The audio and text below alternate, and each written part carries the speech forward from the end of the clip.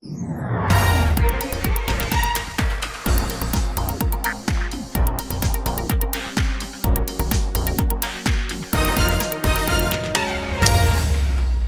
mademoiselle, monsieur, bienvenue à Metro News. Voici les principaux titres qui seront développés aujourd'hui.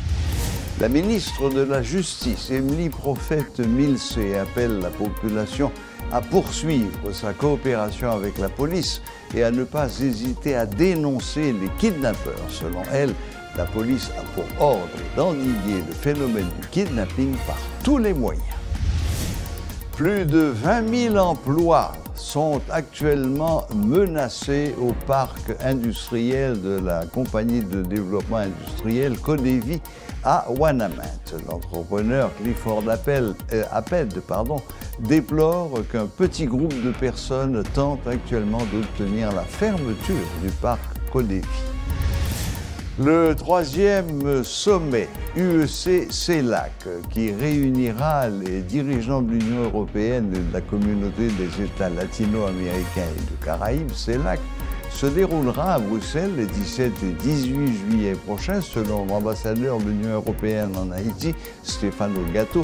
Ce sommet sera l'occasion de renforcer le partenariat Union européenne-CELAC.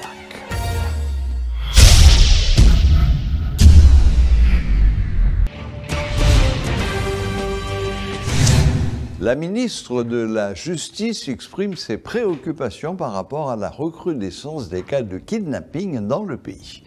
Émilie Prophète-Milcé a fait savoir que des instructions claires ont été passées à la police nationale en ce qui concerne les mesures à prendre pour éradiquer ce phénomène dans le pays.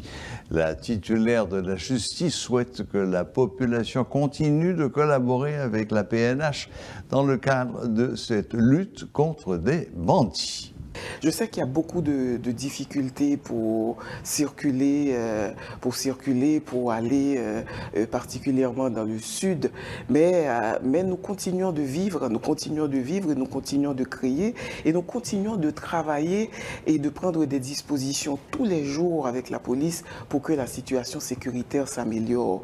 Et vous avez vu ces 2 derniers mois, malheureusement depuis quelques jours, il y a une tendance au retour de cette actualité qui est tellement navrante, mais la police est au courant, la police fait de son mieux et je vais profiter de votre micro pour demander à tout un chacun de continuer à aider la police parce que le mariage police-population paye et nous devons pouvoir continuer à aider la police à travailler, aider la police à venir à bout de ces personnes qui s'adonnent, on va dire, au commerce des êtres humains, puisque Haïti est sorti de là. Notre évolution en 1804, c'était contre l'esclavage.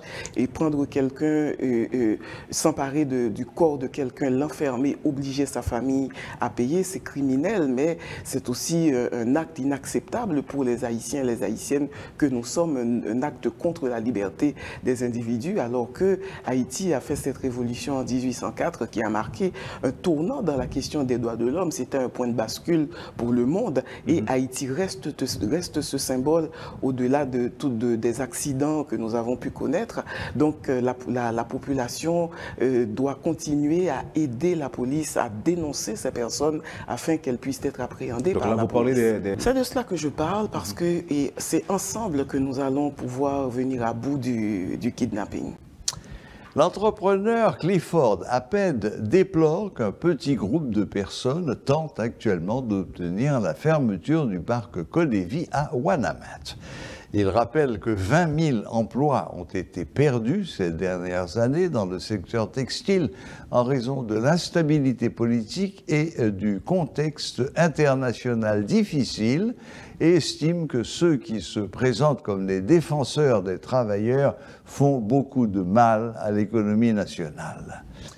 L'ambassadeur de l'Union européenne en Haïti, Stefano Gatto, annonce la tenue les 17 et 18 juillet prochains à Bruxelles du sommet CELAC Union européenne, une activité qui réunira pour la première fois depuis 8 ans les représentants des 27 États membres de l'UE et ceux des pays de l'Amérique latine et des Caraïbes autour d'un partenariat dénommé Global Gateway, axé sur la transition verte et la connexion. Un sommet auquel les autorités haïtiennes sont invitées et qui doit bénéficier à long terme à Haïti. Pour nous, c'est très important comme Europe pour au moins 2 raisons. Tout d'abord parce que ça faisait 8 ans qu'on n'arrivait pas à rassembler tous les pays d'Amérique avec nous. Et quand je parle Amérique, j'utilise le terme Amérique latine, mais en fait c'est toujours Amérique latine Caraïbes. C'est ces lacs justement, c'est la nature de ces lacs.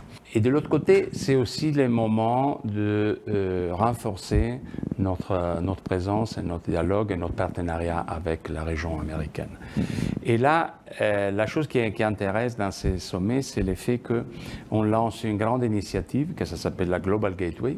La Global Gateway, en fait c'est un espace de relations entre la communauté des pays d'Amérique et les pays européens, concernant pas seulement les infrastructures, parce qu'on parle de Global Gateway, on pense par exemple à la route de la soie des Chinois qui est vraiment axée sur les infrastructures, la capacité de production. Donc il y a cet aspect-là des infrastructures, du changement climatique, de l'énergie, de la transition verte, de la transition digitale. Vous savez que nous en Europe, nous avons répondu au défi du Covid, l'énorme défi économique que le Covid a posé au monde entier, mais qui a commencé en Europe et a vraiment frappé l'Europe, par une réponse de solidarité plus grande entre nos pays et le lancement de nouveaux projets, de nouveaux instruments d'intégration et de coopération qui étaient inouïs avant. Ils étaient même inimaginables avant le Covid. Et seulement grâce à la Covid, on est arrivé à mettre ensemble nos forces, nos finances, nos instruments pour relancer une initiative essentiellement axée sur rebâtir l'Europe sur des bases plus green, plus verte et plus digitale.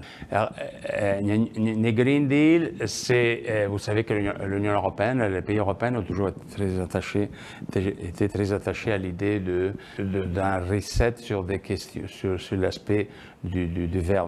Nous avons toujours été très près de toujours les inspirateurs en fait d'accords sur le changement climatique et nous avons toujours été assez ambitieux. Nous avons fait face parfois à des réticences d'autres puissances importantes au niveau international.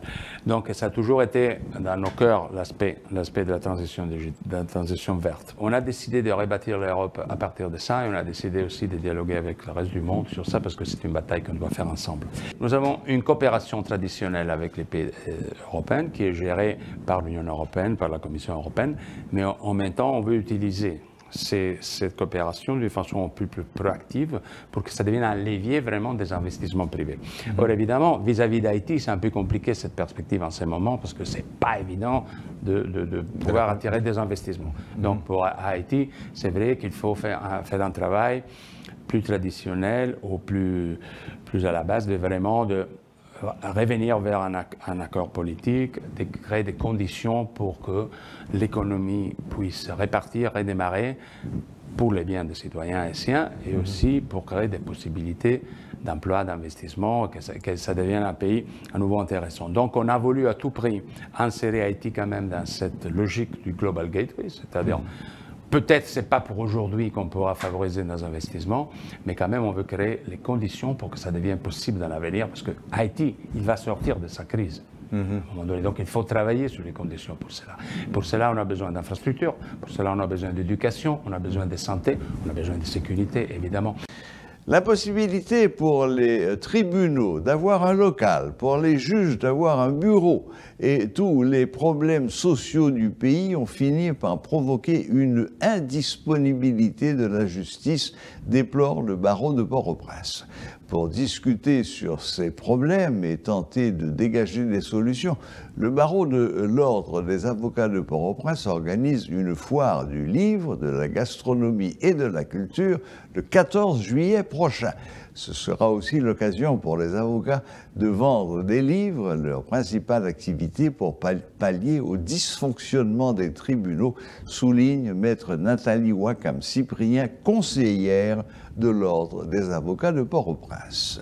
Le rassemblement se fera autour non seulement des professions du droit, c'est-à-dire l'avocature, mais aussi les auteurs juridiques qui vont, par cet événement, produire des livres, lesquels livres seront en vente. En ce jour, l'événement aura lieu le 14 juillet et nous aurons des livres, des auteurs en production, nous aurons de la gastronomie et nous aurons aussi des œuvres d'art. Nous aurons comme invité d'honneur le grand Franck Etienne, qui est aussi un homme adoré et promu par Métropole.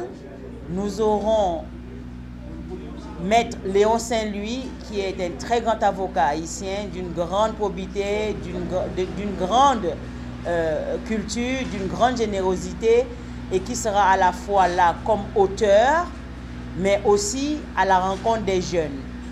L'événement est adressé à tous les jeunes de ce pays, plus particulièrement aux jeunes universitaires, aux étudiants en droit, aux étudiants aspirant à devenir, enfin aux élèves aspirant à devenir étudiants, probablement en droit. Et puis nous aurons l'occasion de constater que les avocats n'écrivent pas seulement dans le droit, mais ils écrivent sur la sociologie. Nous avons même des avocats qui écrivent sur les sciences, sur l'économie, sur l'éducation. Vraiment, la palette est grande. C'est pourquoi nous invitons tout le monde à venir nous rencontrer afin de pouvoir festoyer avec nous, partager un moment de partage, de convivialité, d'échange. Inviter tous les avocats du barreau de Port-au-Prince, ils sont aux alentours, comme disait Maître Ducasse tantôt, je n'ai pas la certitude des chiffres, je répète après lui, aux alentours de 2900 avocats inscrits au barreau de l'ordre de Port-au-Prince et à peu près 700 avocats militants. Vous savez bien que l'avocat militant, c'est celui qui a au moins postulé au moins une affaire par année, une ou deux affaires par année, c'est la loi qui le décrit. Donc ces avocats auront l'opportunité de rencontrer des aînés, de rencontrer des avocats spécialisés dans des domaines qui ne sont pas les leurs, créer des contacts, créer une synergie, le tout pour le bien-être de la collectivité. Célébration ce mardi de la Journée mondiale de la population autour du thème « Un horizon infini de possibilités, défendre les droits et les libertés de choix ». À cette occasion, le Premier ministre Ariel Henry en a profité pour encourager les hommes d'affaires à investir davantage dans le secteur agricole, tout en reconnaissant que la stabilité est la seule issue favorable à l'investissement. Le chef du gouvernement a aussi exprimé ses préoccupations par rapport à la population qui s'élève à 12 millions d'habitants selon le dernier recensement. Le docteur a exprimé sa position en ce qui concerne la population mondiale qui a atteint les 8 milliards d'habitants. Les défis mondiaux sont énormes, a souligné le chef du gouvernement. Suivez ce reportage de Rudolph Pierre-Louis. Dans la pyramide des âges, 60% de la population haïtienne est constituée de jeunes actifs, d'après les propos émis par le Premier ministre Ariel Henry à l'occasion de la célébration de la Journée mondiale de la population. C'est un avantage pour le pays et l'État haïtien a sa part de responsabilité. La population haïtienne est estimée à 12 millions d'habitants. Et la pyramide des âges montre qu'elle est constituée à peu près de 60% de jeunes actifs entre 15 et 64 ans, ce qui représente un potentiel énorme en termes de possibilités de croissance économique et qui pourrait constituer un véritable dividende démocratique. La croissance de notre population entraîne pour nous des responsabilités. Cela fait plus de bouches à nourrir. Le fait que plusieurs millions de nos compatriotes ne mangent pas à leur faim et vivent dans l'insécurité alimentaire peut et doit être une incitation pour notre pays à produire davantage dans le secteur agricole. Le chef du gouvernement voit une opportunité d'affaires par rapport aux 12 millions d'habitants recensés dans le pays. Il convient aussi qu'un climat de sécurité est nécessaire pour l'investissement. Il s'agit là d'une opportunité que nos femmes et nos hommes d'affaires doivent saisir. En investissant plus et mieux dans le secteur agricole, nous pourrons rendre un immense service à notre population. Pour saisir cette opportunité et transformer notre pays, nous devons obligatoirement parvenir à la stabilité politique, prendre conscience que nous sommes un seul et même peuple, et de ne pas oublier la légende de notre emblème national, l'union fait la force. Il nous faut donc un sursaut, un réveil patriotique. C'est aussi l'occasion pour le chef de la prémature d'exprimer ses préoccupations par rapport aux défis mondiaux. L'augmentation constante de la population nous oblige à une réflexion plus approfondie. Le nombre des humains va continuer à croître et avec elle, les besoins à satisfaire. Les disparités de développement dans différentes parties du monde va poser et pose déjà des problèmes de migration importants.